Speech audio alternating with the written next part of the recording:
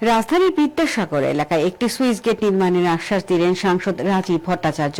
তিনি জানান, প্রতি বছর বর্ষায় বনকুমারী থেকে বিদ্যাসাগর এলাকা প্লাবিত হয়, এতে চরম দুর্ভোগের শিকার হন মানুষ। আজ এলাকা পরিদর্শন করে স্থানীয় মানুষের সঙ্গে কথা বলেন তিনি। তাছাড়া বিদ্যাসাগর এলাকায় প্রস্তাবিত ওয়ার্ড অফিস নির্মাণের স্থান এবং ভেন্ডার জোনের জন্য নির্ধারিত এলাকাও পরিদর্শন করেন তিনি।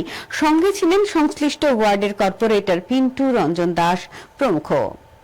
আগামী দিন ইঞ্জিনিয়ার দিয়ে সেটা এস্টিমেট করে যাতে এই এলাকার একটা মানে পার্মানেন্ট এই জলের হাত থেকে রক্ষা পেতে পারে, তার জন্য ব্যবস্থা গ্রহণ করে। আমি আগামী দিন মাননীয় মুখ্যমন্ত্রীর সঙ্গেও কথা বলবো, আমাদের মেয়র সাহেবের সঙ্গেও কথা বলবো এবং নিশ্চয়ই খুব দ্রুততার সঙ্গে যাতে কাজ করা হয় তার জন্য আমি তাদের সঙ্গে কথা বলে সেই কাজটা আমি অতি দ্রুততার সঙ্গে যাতে হয় তার ব্যবস্থা করব।